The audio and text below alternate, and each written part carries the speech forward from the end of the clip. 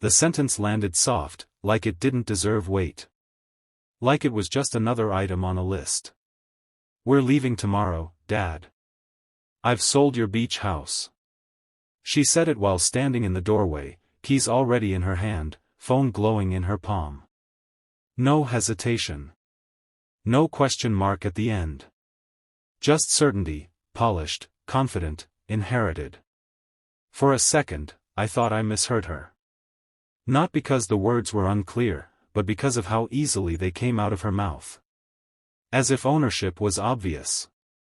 As if my life had been a placeholder she finally decided to clean up. I was sitting at the small kitchen table, the one with the uneven leg I never fixed because it reminded me not everything needed to be perfect. The afternoon light cut across the floor, dust floating in it like time itself was suspended, waiting to see how I'd respond. I didn't. That silence confused her. She kept talking, filling the space the way people do when they expect resistance and don't get it. Talking about logistics. Movers. Timing. How the beach house was too much responsibility for me at my age. How she'd found a buyer quickly. How lucky I was she handled it before things got complicated. Complicated. I nodded once. Slow. Measured. Inside, something old shifted. Not anger. Not shock. Recognition. I'd spent 55 years being spoken about instead of spoken to. Being decided for. Moved around. Rescheduled. I was the man people leaned on quietly and stepped over confidently. Her mother used to do the same thing before she left. Decisions framed as favors. Control dressed up as care. I watched my daughter, my only child, stand there wearing certainty like armor. And I realized something painful and precise. She didn't steal anything. She assumed it already belonged to her. That assumption came from years of me choosing peace over correction. From every time I let a comment slide. Every time I avoided conflict because I thought love meant flexibility. Somewhere along the way, my silence taught her the wrong lesson. She smiled, relieved by my lack of reaction. "I knew you'd understand," she said. "You always do." That's when I finally looked up at her. Not the way a father looks at his child, but the way a man looks at a situation he's already survived once. I asked her one question. Calm. Almost gentle. "Did you check the paperwork?" Her smile faltered, "Not much. Just enough." "What do you mean?" she asked. I leaned back in my chair, the old wood creaking under my weight, and felt something settle inside my chest. Something steady. Something finished. Because in that moment, I knew. She had no idea what she'd just set in motion. And she had no idea who she'd been underestimating all these years. Silence has a way of teaching people the wrong lesson. After she left that day, the house didn't feel empty the way it used to. It felt exposed, like something that had been hidden too long was finally breathing. I stayed at the table for a while, hands folded, listening to the hum of the refrigerator and the distant sound of waves rolling in from down the road. That sound used to calm me. Remind me I was close to something steady. Permanent. I raised my daughter on those principles. Steady. Permanent. Don't rush. Don't flash. Don't make noise unless you have to. Somewhere along the way, she learned something else. I thought about the nights I worked double shifts so she wouldn't have to. The birthdays I kept small so hers could be big. The arguments I swallowed so she wouldn't have to hear raised voices and think love was loud or dangerous. I thought I was protecting her. What I was really doing was teaching her that I would always bend. When she was 12, she once asked me why I never yelled. I told her yelling was what people did when they didn't plan ahead. She laughed then. Thought it was wisdom. Maybe it was. But wisdom without boundaries is just permission wearing a good suit. Her confidence didn't come from malice. That part hurt the most. It came from certainty that I would adjust. That I would clean up whatever mess she made. That I existed as a safety net, not a person with limits. I poured myself a glass of water and stood by the window, watching the road where her car had disappeared. The house creaked the way it always did, old wood reminding me it had survived storms I couldn't see anymore. That's when my eyes drifted to the filing cabinet in the corner of the living room. Gray. Unremarkable. Locked. She'd never asked what was in it. People assume that because you don't talk about something, it doesn't exist. They think silence equals absence. That's another lesson I learned too late, and prepared for early. Years ago, after my own brothers tried to corner me out of a property my father left behind, I learned what family could turn into when money entered the room. Smiles change. Voices soften. Intentions sharpen. That betrayal didn't make me bitter. It made me careful. That's when I stopped putting anything important directly in my own name. I walked over and opened the cabinet, pulling out a thin folder. Not thick. Not dramatic. Just paper. Ink. Dates. Signatures. Planning disguised as patience. I didn't feel proud holding it. I felt relieved. Because the truth was simple and dangerous at the same time. That beach house was never a gift. It was a safeguard. And my daughter, without knowing it, had just tested the one boundary I'd spent decades building quietly. I closed the folder and locked the cabinet again. Outside, the waves kept moving.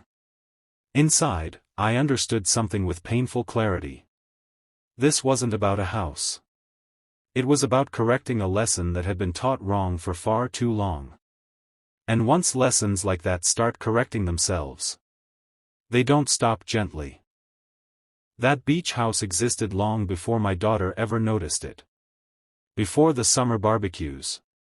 Before the photos she posted online calling it Dad's place. Before she learned to pronounce the neighborhood name like it meant something about her. The truth is, that house wasn't born out of success or comfort. It came from fear, quiet, calculating fear.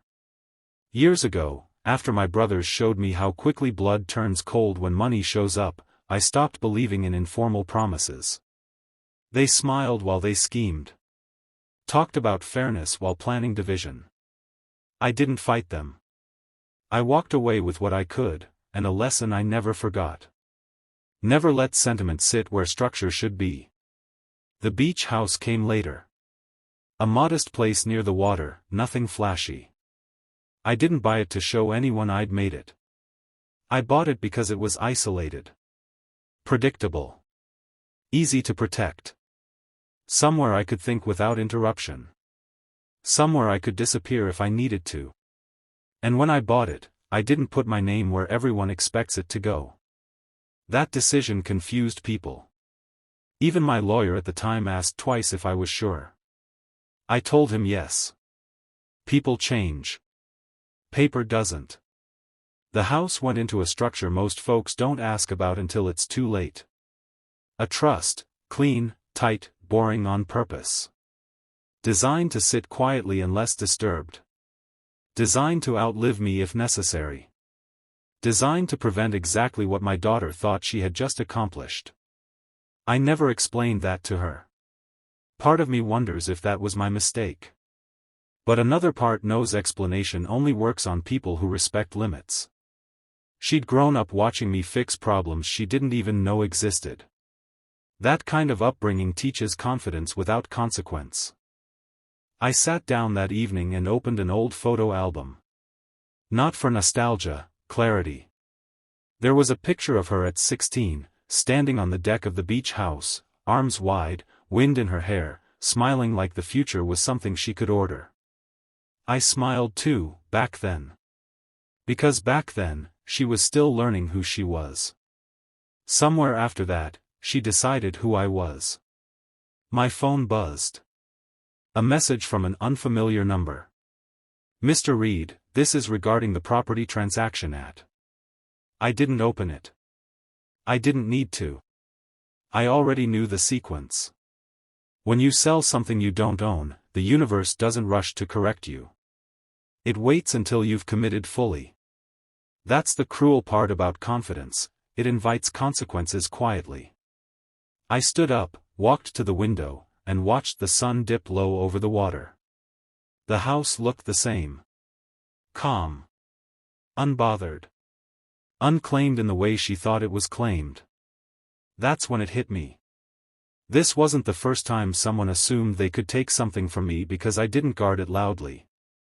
But it would be the last time I allowed that assumption to stand unchallenged. Because the trust didn't just protect property. It activated when someone crossed a line.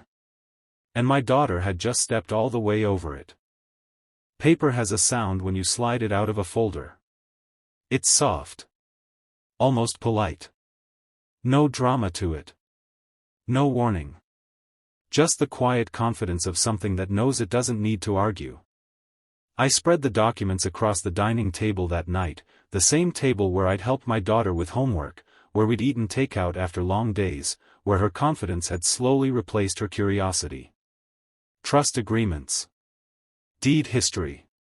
Signatory conditions. Everything laid out in plain language that didn't care about intentions or family titles. The beach house sat inside the trust like a locked room. One key. One rule: any unauthorized attempt to transfer ownership permanently seals access for the offender.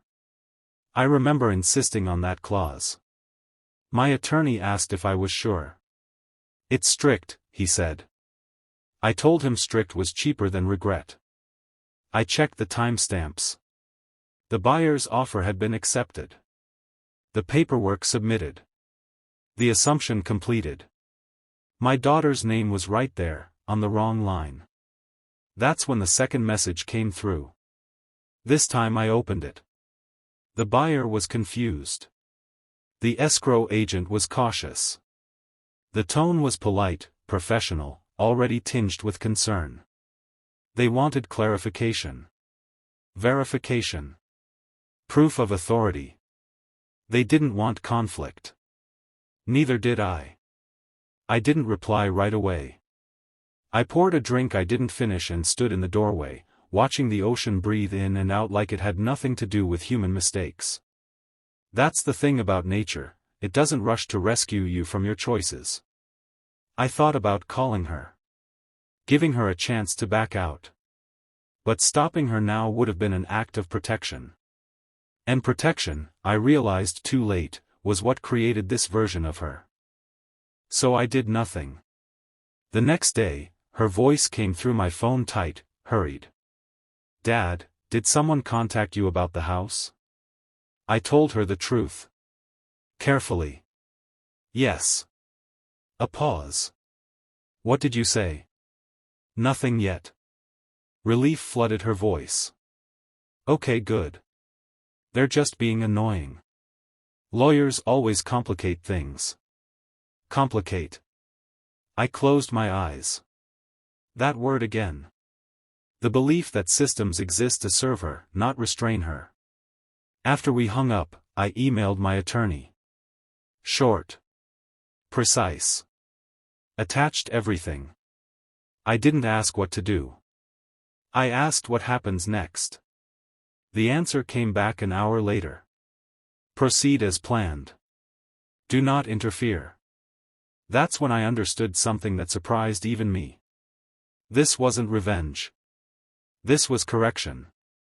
Revenge comes from anger. Correction comes from clarity. And clarity had been sitting in that filing cabinet for years, waiting for the right moment to be acknowledged. I folded the papers back into their place, locked the cabinet, and went to bed early. For the first time in a long time, I slept deeply. Because when paperwork starts moving on its own, you don't need to raise your voice. You just need to stay out of the way. And somewhere, not far from the water, my daughter was still celebrating a sale that was already unraveling beneath her feet. I didn't stop her, because stopping her would have saved her. That realization didn't come easy. It sat heavy in my chest the next morning while I made coffee and watched the sun rise like it had no opinion about what people owed each other. I used to think a father's job was to catch his child before she fell. I never considered what happens when catching her keeps her from learning where the ground really is. She called twice before noon. Left one voicemail. Too cheerful. Forced. Dad, just checking in. Everything good on your end? Everything was moving exactly the way it was supposed to. By the afternoon, the tone changed. Messages grew shorter. Less confident. She asked if I'd spoken to anyone else. Asked if I remembered signing something years ago, like memory, not documentation, was the issue. I didn't correct her. People like to say patience is passive. It isn't. It's a decision to let time do the work your anger can't improve. She came by the house that evening unannounced. Walked in like she still had the right. Sat down like this was still a conversation between equals. She talked fast, explaining how the buyer was getting nervous, how escrow needed reassurance, how all I had to do was confirm ownership. All you need to say is yes, Dad. That's it. I looked at her then. Really looked. The confidence was cracking, not enough to stop her, but enough to show the outline of panic underneath. This wasn't about money anymore. It was about control. About proving she could move me without asking.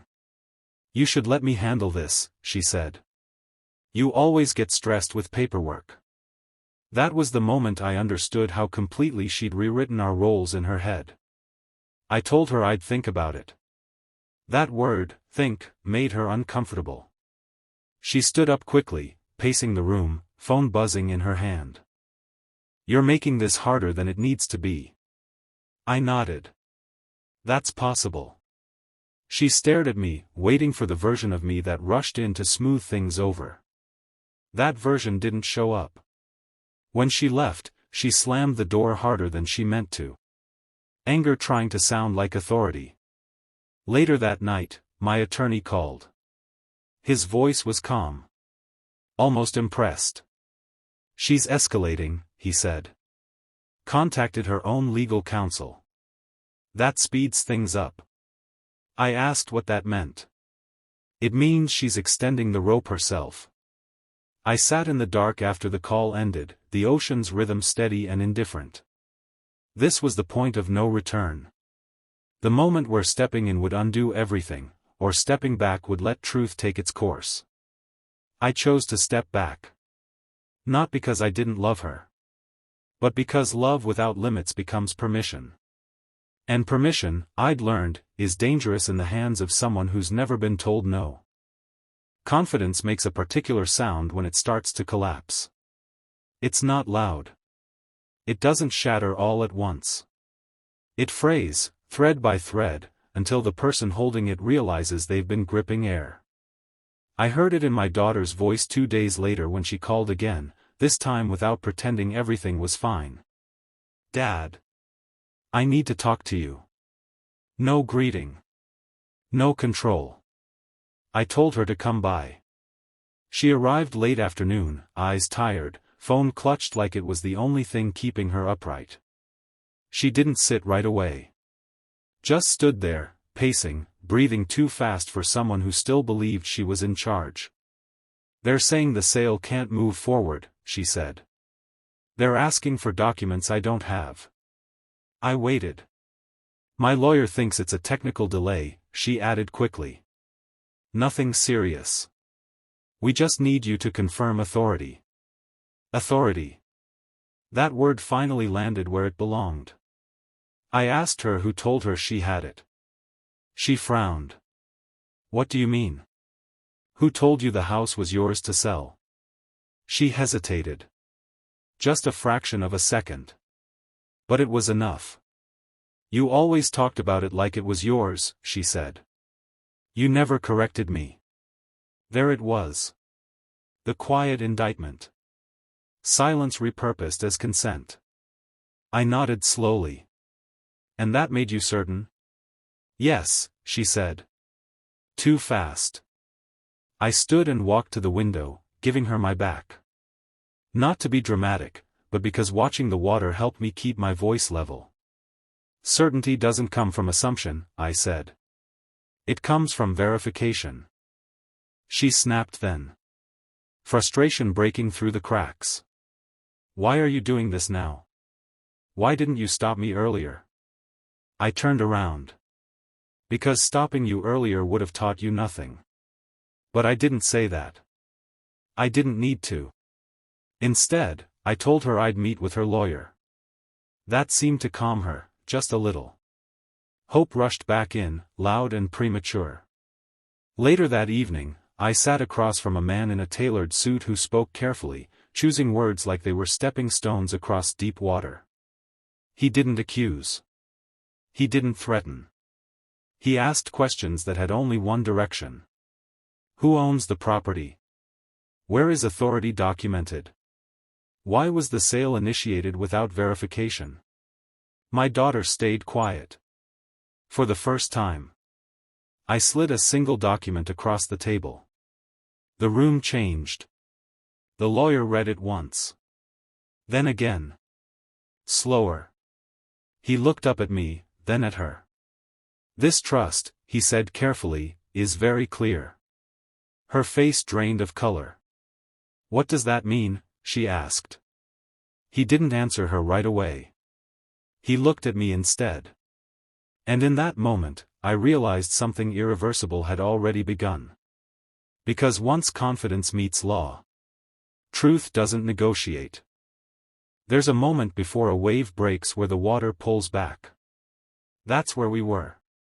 The lawyer cleared his throat, folding his hands like he wished he was anywhere else. My daughter sat rigid in her chair, jaw tight, eyes locked on the document in front of her like staring at it hard enough might change the words. This document establishes a trust, he said slowly, with very specific activation clauses. She turned to me. Dad, what is this? I didn't raise my voice. I didn't soften it either. It's protection, I said. Something I put in place a long time ago. Why didn't you tell me? Her voice cracked, not with sadness, but with disbelief. Like the ground had violated an agreement by existing. I leaned back.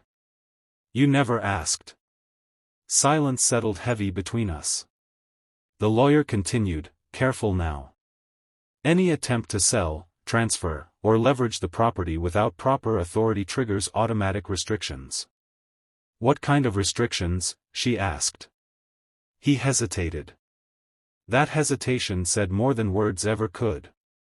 Permanent ones. She shook her head, standing up. This is ridiculous. I didn't steal anything. I was helping. Helping. That word again. The same one her mother used when she decided things for me. When she left, she said it was for my own good too. I looked at my daughter and saw the same pattern repeating, new face, same entitlement. I'm going to ask you one question, I said.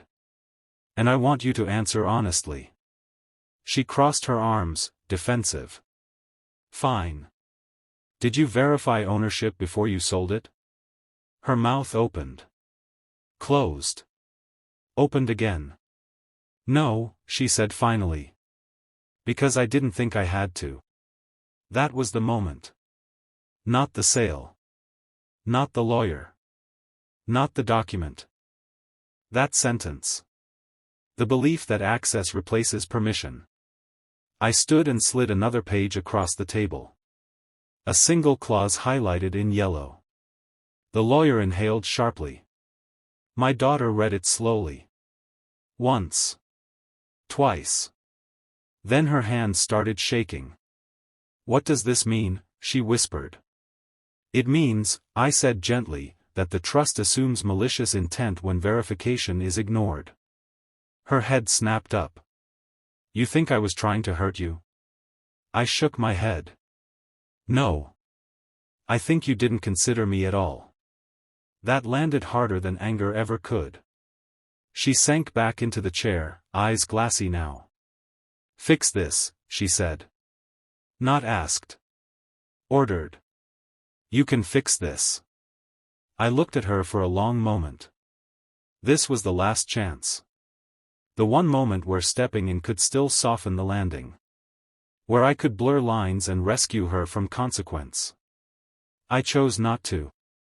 Some things, I said quietly, aren't meant to be fixed. They're meant to be learned from. The lawyer closed the folder. And in that instant, I knew the major truth was about to surface, whether she was ready or not. The room went quiet in a way that felt final. Not awkward. Not tense. Final, like something had just been sealed shut and everyone present could feel the click.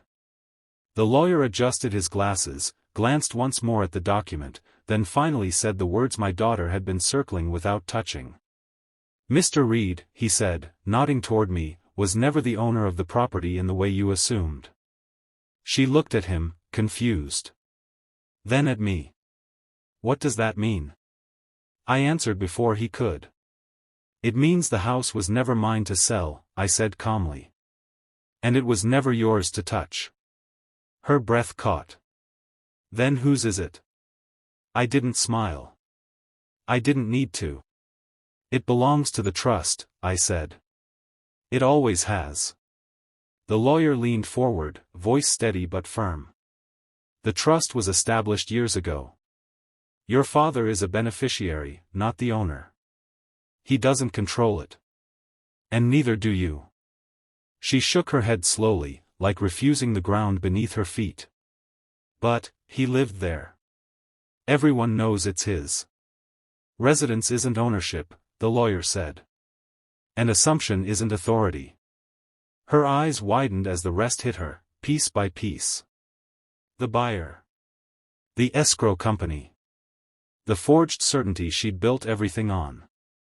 And because you initiated a sale without verification, the lawyer continued, the trust's protection clauses were triggered. She turned to me, panic breaking through. Dad, you can undo this. You can call someone. You can. I can't, I said. That was the truth. Not a threat. Not a punishment. A fact. The trust was designed so I couldn't interfere once it was activated. Her voice dropped to a whisper. Why would you do that? I met her eyes.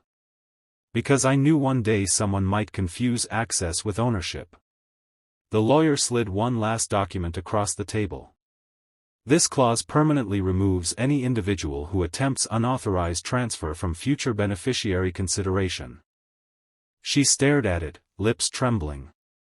Future, what? Inheritance, he said plainly. The word hung there, heavy and undeniable. Her knees buckled and she sat back down hard. So I lose the house? I shook my head. No. She looked up, hope flickering. You lose access, I said. To all of it. The house. The proceeds. The trust. The future she assumed was guaranteed. She didn't scream. She didn't cry. She just sat there, hollowed out by a truth she never thought to question. I was just trying to help, she said again, weaker this time. I nodded. I know. And that was the cruelest part. Because help without respect becomes harm, and harm doesn't need bad intentions to be real. The lawyer stood. I'll be in touch regarding next steps. When the door closed behind him, it was just us. She looked at me like she was seeing me for the first time. Not as a safety net. Not as a background figure. But as a man who had planned beyond her reach. You really let this happen, she said. I stood too. No, I said softly. You did. I walked out of that room knowing something was over. Not the house. The illusion. Loss doesn't always arrive loud. Sometimes it shows up in the way someone avoids your eyes. In the way their shoulders collapse when there's no one left to blame. In the silence that follows a truth too heavy to argue with. My daughter didn't call me for 2 days after that meeting. No messages. No accusations. Just absence. I knew better than to mistake that for acceptance. It was processing, the kind that rearranges how a person sees the past and the future at the same time. When she finally showed up, she didn't bring confidence with her. She stood in the doorway like a guest. Hands empty. Voice small. "I didn't know," she said. I swear I didn't. I believed her. That wasn't the problem. "I know," I said. "That's what scares me." She flinched. "What do you mean?" "You made a decision without understanding the weight of it," I said. "And you did it because you never imagined the ground would give way." She stepped inside slowly, looking around the house like it might disappear too. "So that's it?" she asked. "You're cutting me off." I shook my head. "No. The trust did that. That distinction mattered. Not because it softened the blow, but because it told the truth. This wasn't revenge. It wasn't anger. It was consequence moving the way it was designed to move." She sat down, hands shaking again. "I didn't mean to hurt you." "I know," I said. She looked up at me, eyes wet now. "Then why does it feel like punishment?" I took a breath. "Because accountability feels like punishment to people who've never had to carry it before." That landed hard. She swallowed. "Is there any way back?" I didn't answer right away. I wanted to. The part of me that spent decades fixing messes still twitched. But I stayed still. "There's a way forward," I said finally. "But it doesn't look like the one you expected." She nodded slowly, like someone absorbing the fact that something precious had slipped beyond reach. She didn't ask for specifics. She already knew. Before she left, she turned back. "I really thought you'd stop me," she said quietly. "I know," I replied. The door closed behind her without a slam this time. I stood there for a long moment, listening to the waves outside, the same sound that had anchored me through every version of myself. I didn't feel victorious. I didn't feel cruel. I felt clear. Because some losses don't come to destroy you. They come to teach you where the line actually was, and how long you've been standing on the wrong side of it. Her mother used to do the same thing before she left. Decisions framed as favors. Control dressed up as care. I watched my daughter, my only child, stand there wearing certainty like armor. And I realized something painful and precise. She didn't steal anything. She assumed it already belonged to her.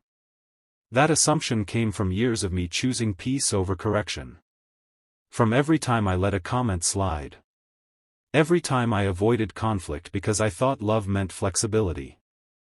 Somewhere along the way, my silence taught her the wrong lesson. She smiled, relieved by my lack of reaction.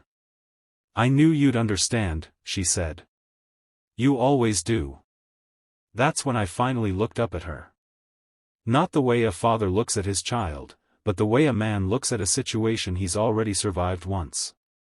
I asked her one question. Calm. Almost gentle. "Did you check the paperwork?" Her smile faltered, "Not much. Just enough." "What do you mean?" she asked. I leaned back in my chair, the old wood creaking under my weight, and felt something settle inside my chest. Something steady. Something finished. Because in that moment, I knew. She had no idea what she'd just set in motion. And she had no idea who she'd been underestimating all these years. Her mother used to do the same thing before she left. Decisions framed as favors. Control dressed up as care. I watched my daughter, my only child, stand there wearing certainty like armor.